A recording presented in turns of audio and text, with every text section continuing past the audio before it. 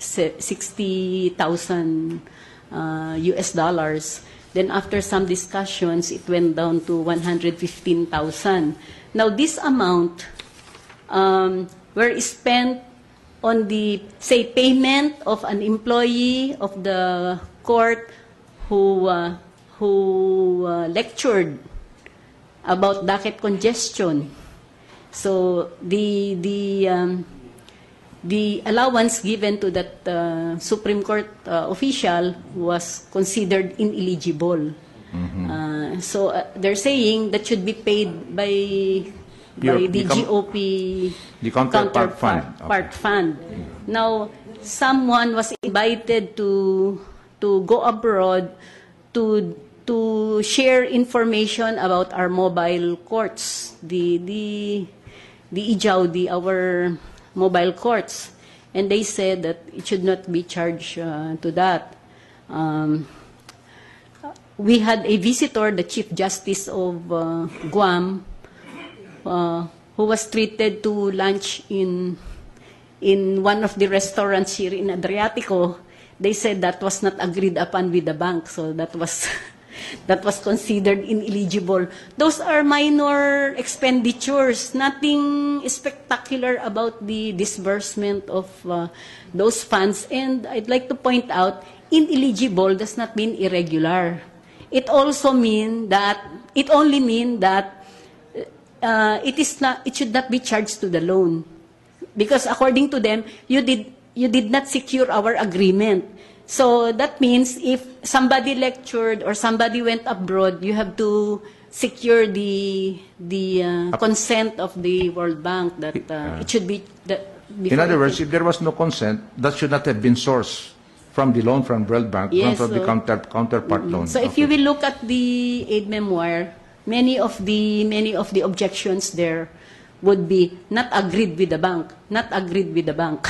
So the bank did not say it's irregular or it is unlawful. It's just that there should have been prior agreement with the bank, with the World Bank. Aside from your work as a working chairperson, you explain to us what do you mean by working chairperson in the first division? Yes. Yes. As working chairperson, I perform the same functions as the division chair. Review all the reports being submitted by the members of my division. See to it that the agenda are prepared on time. See to it that the minutes are approved by the justices and also are released. If there is any resolution that needs to be released in advance, I need to see to it that there is a good reason for that, so that is elevated to me for approval. Then I also review the ponencias of the other justices in the same way that review also my ponencia. Fortunately,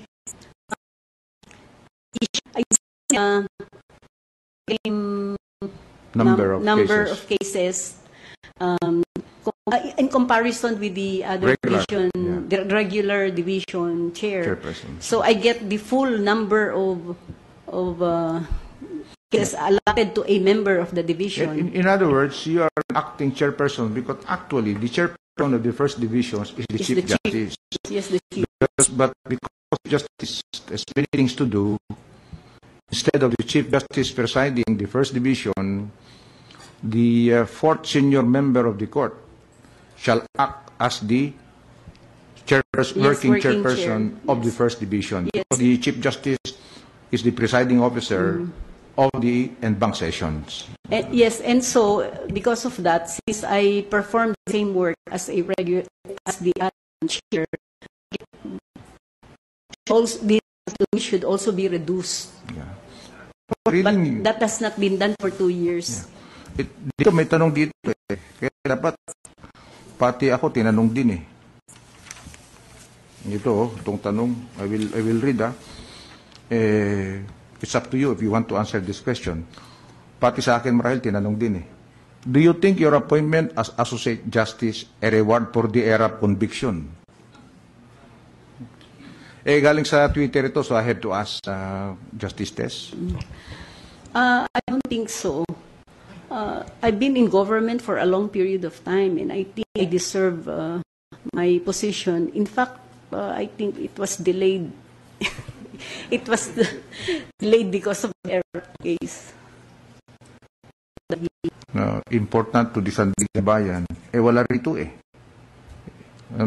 Hindi ho ba ikaw ang responsible yung pa sa Baguio City where the courtroom of the Sandigan Bayan is now constructed? Yes. Bakit hindi ho mo inilagay dito? You know, I came to know about that land in Baguio because I was a member of the Committee on the Decision of Idle Government Lands when I was in the Department of Justice. So I know that there are properties of the government which were lying idle, and because of that, I recommended to the presiding justice, was Justice Nazario then, that we can, maybe that is one opportunity for us to be able to secure a piece of land in Baguio. And we were fortunate enough to have 2 hectares in Baguio City. Did we buy the lands? Did we buy? No, it was just given to us for free, gratuitously. Okay, on that note, Justice Tess, I am through. You are now excused, Justice Tess. Thank you. Permission to leave. Granted.